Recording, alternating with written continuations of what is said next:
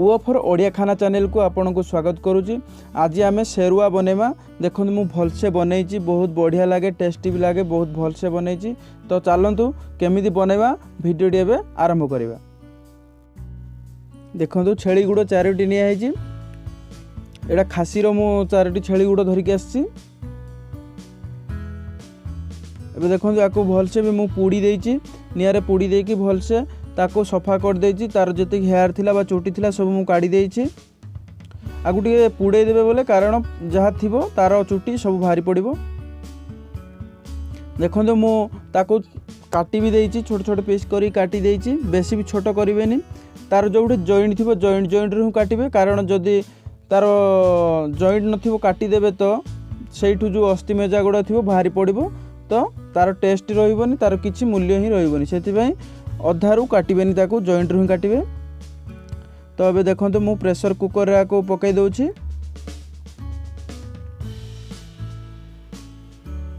अब सब pressure cooker रे पकई की आको आमे एबे सिजिबा को छाड़ देबा। 2-3टा हुइसिल मार देले आको काटी देबे।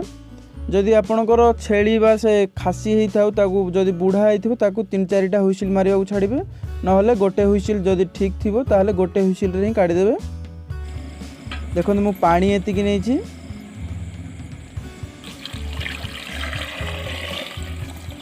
जदि आपनकर जेतिकी आपन दरकार, जेतिकी जोश दरकार बा जेतिकी जोशी दरकार सेतिकी आपन पानी पकेबे। हळदी गुंड आगर ही पकई दउची। बस हळदी गुंड ही पकई देकी आको आमे कोन करबा, एबे प्रेस देकी प्रेशर कुकर को चुली रे बसाई देबा।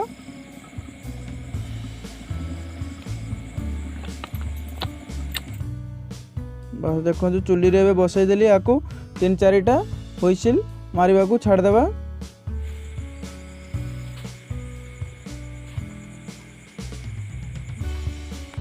बस देखंतु मु आको 3-4टा हुइसिल मारला पर मु काढी देइछि। देखंतु बहुत बढ़िया हेइछि, पूरा परफेक्ट भी सिझी जाइछि भितर। देखंतु देखो परफेक्ट जेतिकी रखवा कथा जोश मु सेतिकी रखीची। देखो पूरा परफेक्ट हेइची। टमाटो गुडे देखो एटे नेइची, आ लंका गुंड नेइची, हळदी गुंड, आ देखो मु मसला भी भलसे बाटी देइची, आ प्याज गोटे काटी देइची। बस एबे तेल को गरम कर देबा।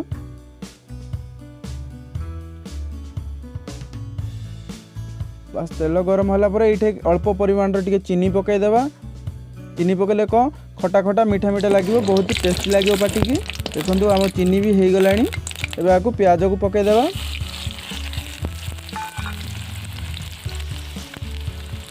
प्याज जो ब्राउन ब्राउन कलर हो आसो से जाई आमे जहाँ जो मसला बटा होता से मसला गुड़ी को पकेबा। देखो ब्राउन कलर हो आसिलानी आमर प्याज गुड़ी को। तो अब आम देखो मसला को जो बाटी थिले से मसला गुड़ी पकई देवा।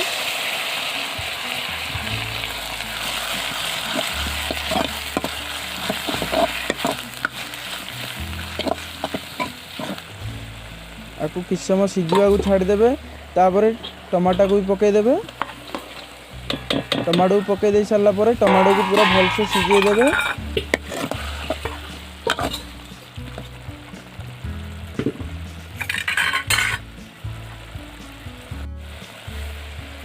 लुण स्वाद अनुसार पकई देबे।